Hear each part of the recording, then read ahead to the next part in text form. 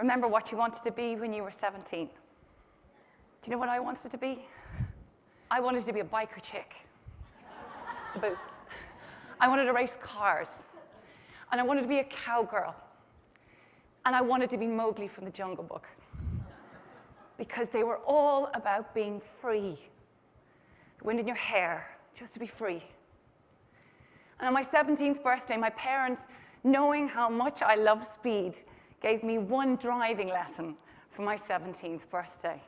Not that we could have afforded I drive, but to give me the dream of driving. And on my 17th birthday, I accompanied my little sister in complete innocence, as I always had all my life, my visually impaired sister, to go to see an eye specialist, because big sisters are always supposed to support their little sisters. And my little sister wanted to be a pilot, God help her. So I used to get my eyes tested just for fun. And on my 17th birthday, after my fake eye exam, the eye specialist just noticed it happened to me on my birthday. And he said, "So what are you going to do to celebrate?" And I took that driving lesson and I said, "I'm going to learn how to drive." And then there was a silence. One of those awful silences when you know something's wrong. And he turned to my mother and he said, "You haven't told her yet." On my 17th birthday, as Janice Ian would best say, I learned the truth at 17. I am, and have been since birth, legally blind. And you know, how on earth did I get to 17 and not know that? Well, if anybody says country music isn't powerful, let me tell you this. I got there because my father's passion for Johnny Cash and a song, A Boy Named Sue. I'm the eldest of three. I was born in 1971, and very shortly after my birth, my parents found out I had a condition called ocular albinism. And what the hell does that mean to you? So let me just tell you the great part of all of this. I can't see this clock, and I can't see the timing. So, holy God, woohoo! I might buy some more time. But more importantly, let me tell you, I'm going to just come up really close here. Don't freak out, Pat. Hey, see this hand? Beyond this hand is a world of Vaseline. Every man in this room, even you, Steve, is George Clooney. And every woman, you are so beautiful. And when I want to look beautiful, I step 3 feet away from the mirror, and I don't have to see these lines etched in my face from all the squinting I've done all my life, from all the dark lights. The really strange part is that at 3.5, just before I was going to school, my parents made a bizarre, unusual, and incredibly brave decision. No special needs schools. No labels. No limitations. My ability and my potential. And they decided to tell me that I could see. So just like Johnny Cash's Sue, a boy given a girl's name, I would grow up and learn from experience how to be tough and how to survive when they were no longer there to protect me or just take it all away. But more significantly, they gave me the ability to believe, totally to believe, that I could. And so when I heard that eye specialist tell me all the things, a big fat no, everybody imagines I was devastated. And don't get me wrong, because when I first heard it, aside from the fact that I thought it was insane, I got that thump in my chest. Do you know that, huh? But very quickly I recovered. It was like that. The first thing I thought about was my mom, who was crying over beside me. And I swear to God, I walked out of his office. I will drive. I will drive. You're mad, I'll drive. I know I can drive. And with the same dogged determination that my father had bred into me since I was such a child, he taught me how to sail, knowing I could never see where I was going. I could never see the shore, and I couldn't see the sail, and I couldn't see the destination. But he told me to believe and feel the wind in my face. And that wind in my face made me believe that he was mad and I would drive. And for the next 11 years, I swore nobody would ever find out that I couldn't see because I didn't want to be a failure and I didn't want to be weak. And I believed I could do it. So I rammed through life as only a Casey can do.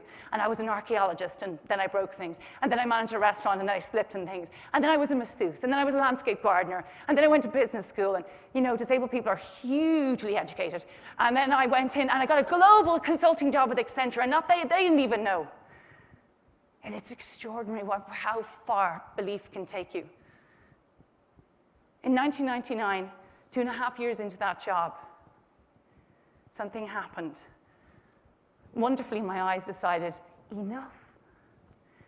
And temporarily, and very unexpectedly, they dropped. And I'm in one of the most competitive environments in the world where you work hard, play hard, you gotta be the best, you gotta be the best. And 2 years in, I really could see very little. And I found myself in front of a HR manager in 1999, saying something I never imagined that I would say. I was 28 years old. I had built a persona all around what I could and couldn't do. And I simply said, I'm sorry.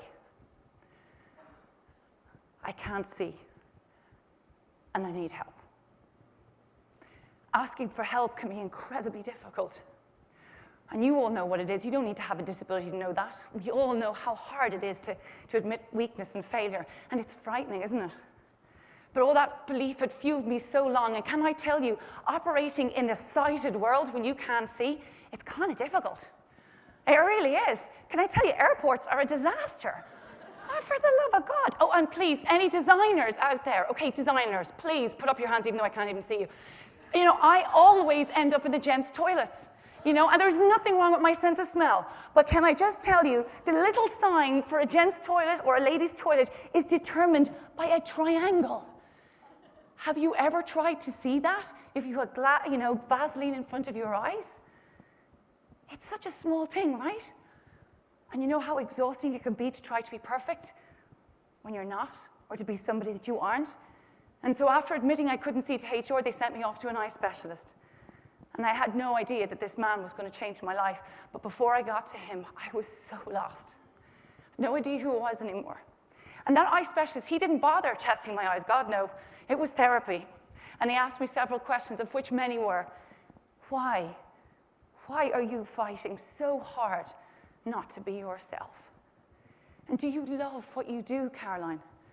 And you know, when you go to a global consulting firm, they put a chip in your head, and you're like, I love Accenture, I love Accenture, I love my job, I love Accenture, I love Accenture, I love Accenture, I love my job, I love Accenture. To leave would be failure. And he said, do you love it? I couldn't even speak. I was so choked up. I just was so, how do I tell him? And then he said to me, what do you want to be when you were little? Now, listen, I wasn't going to say to him, well, I wanted to race cars and motorbikes. Hardly appropriate at this moment in time. He thought I was mad enough anyway. And as I left his office, he called me back, and he said, I think it's time.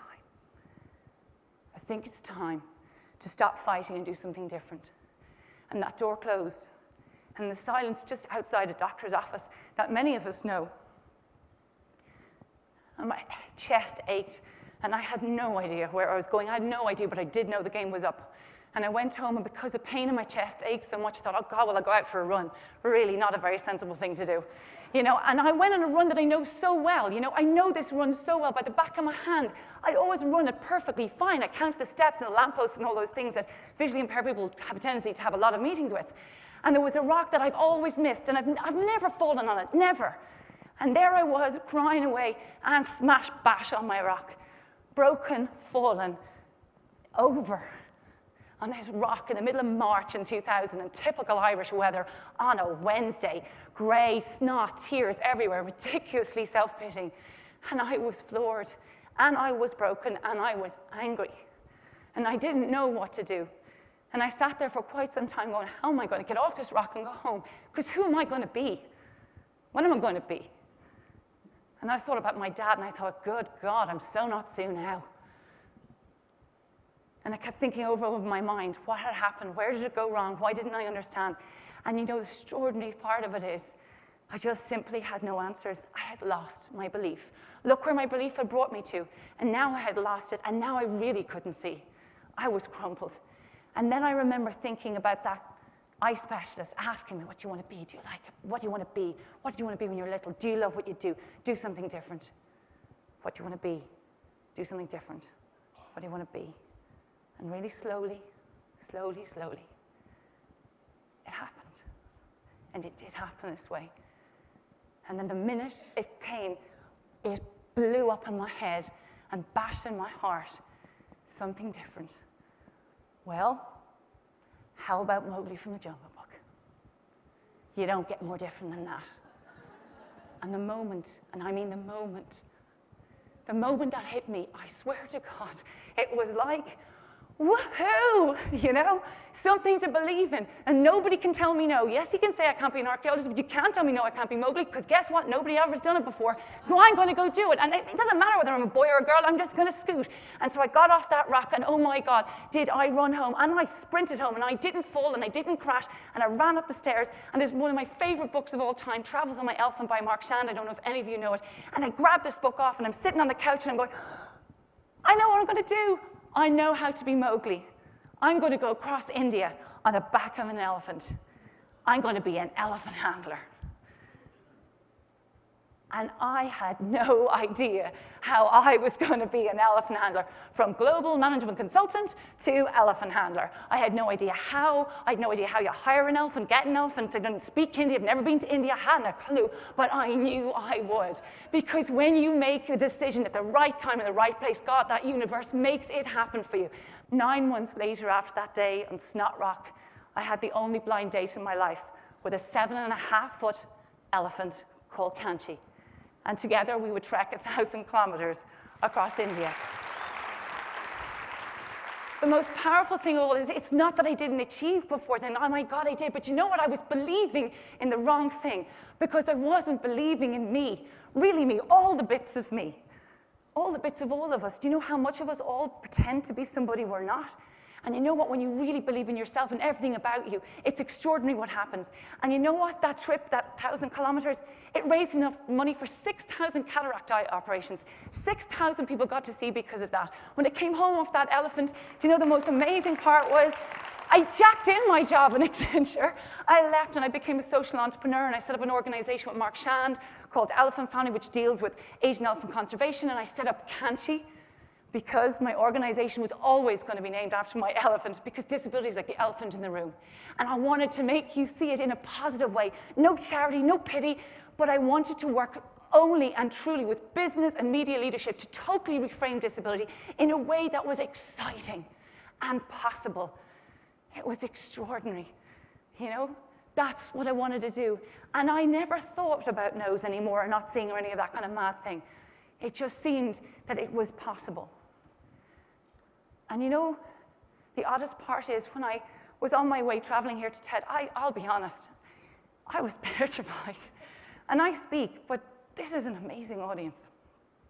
And what am I doing here? You know, but as I was traveling here, you'll be very happy to know I did use my white symbol stick cane because it's really good to skip queues in the airport. And I got my way here being happily proud that I couldn't see. And the one thing is that a really good friend of mine, he texted me on the way over knowing that I was scared. Even though I present confident, I was scared. And he said, be you. And so here I am. This is me. All of me.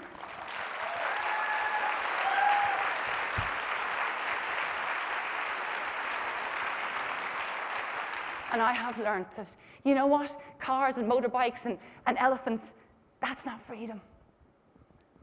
Being absolutely, truly yourself is freedom. And I never needed eyes to see. Never. I simply needed vision and belief. And if you truly believe, and I mean believe from the bottom of your heart, you can make change happen. And we need to make it happen. Because every single one of us, woman, man, gay, straight, disabled, perfect, normal, whatever, every one of us must be the very best of ourselves. I no longer want anybody to be invisible. We all have to be included and stop with the labels, the limiting of labels, because we are not jam jars. We are extraordinarily different, wonderful people. Thank you.